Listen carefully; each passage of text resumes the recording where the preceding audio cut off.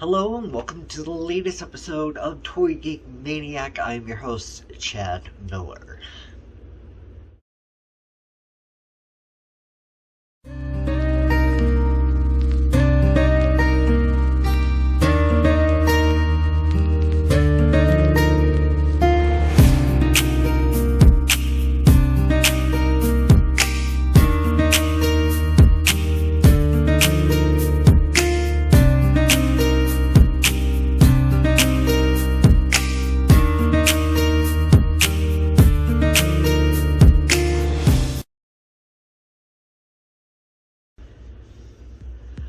Okay, I'm sure I mentioned this in the last episode that I filmed. I'm way behind as far as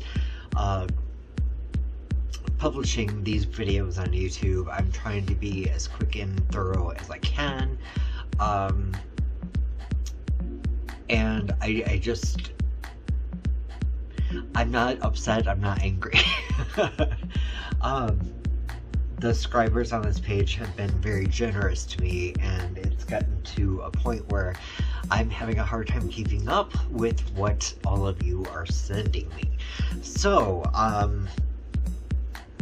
I think at some point I've said, you know, if there's inconsistency with backgrounds or like my hair or something like that, it's probably because, you know, a video I chose to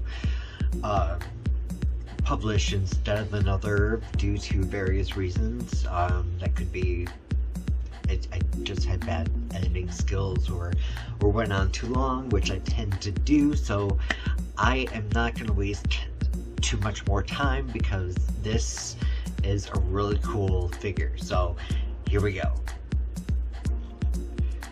If you were not aware by now that there is a He-Man and the Masters of the Universe Renaissance going on, you're clearly not a child of the 80s, or, yeah, you're clearly not a child of the 80s. There is so much that is going on, and I've been filming various aspects of my He-Man collection that I've kind of been rebuilding to a degree, and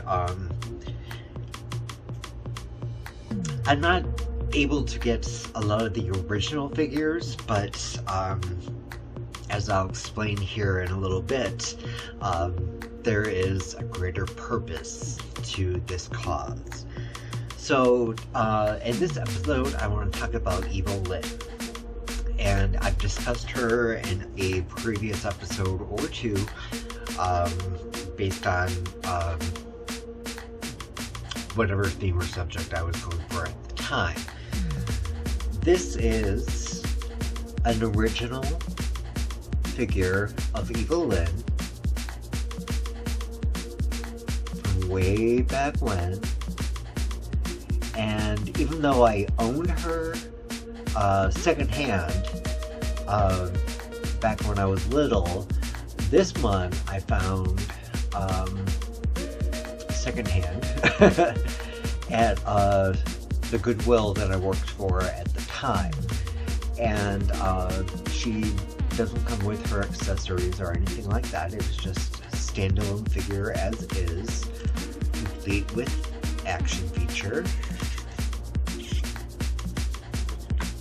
Recently, Mattel has decided to re-release their Masters of the Universe figures more to a modern era, yet still retaining some of that retro vibe. And this is the Evil-Lyn that they have produced. Very, very similar in style. With some better articulation.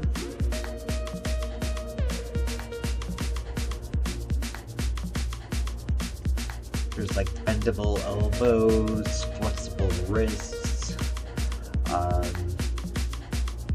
There isn't the action feature with this version. And she does have her staff, or whatever it is.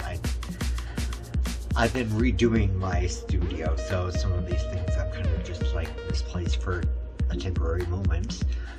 But bendable knees, boot turns, flexes in the feet, and it's fascinating.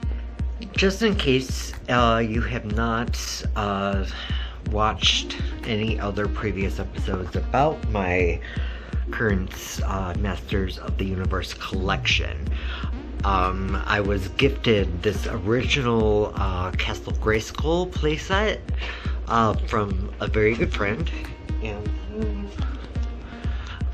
and I'm very ecstatic about this. And now that there are so many new and updated versions of the characters, say for instance Man-at-Arms, the Sorceress, I'm kind of working on trying to get this bare bones playset to be a little bit more feasible for how it used to be. I don't know if I'm gonna search on eBay for various parts, because it's basically the exoskeleton, and I'm not angry about that at all. But then, you know, I've got Hordak here. There's a Super 7 She-Ra, made in vintage style. The most, oops, well, I'll have to dig for that later. The most current version of Teela, as well as Skeletor. This is all so much fun and very exciting. So yeah, to have Evil-Lyn as a part of that is awesome.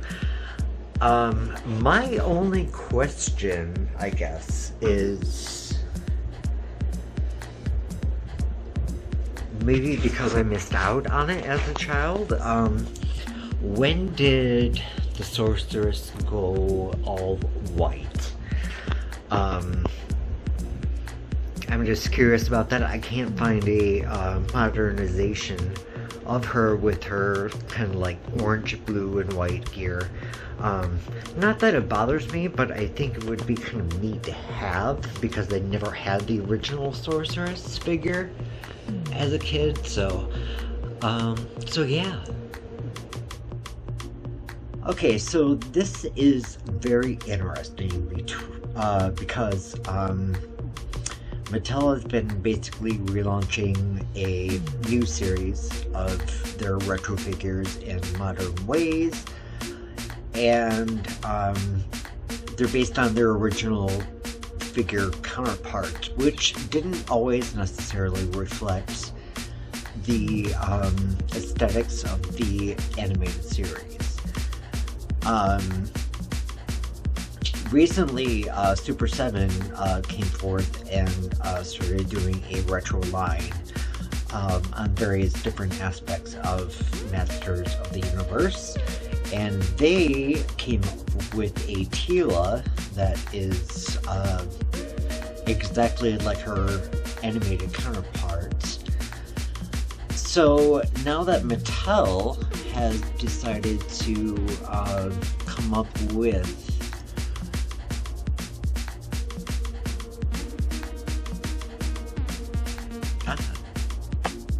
actual coloring based on the original animated series, this is interesting. Same body type, same body mold, same articulation. Actually, the head on this one, I don't know why it doesn't seem to move so well. But you've got the movable elbows, you have the flex in the wrist. She doesn't come with the the twist, power motion,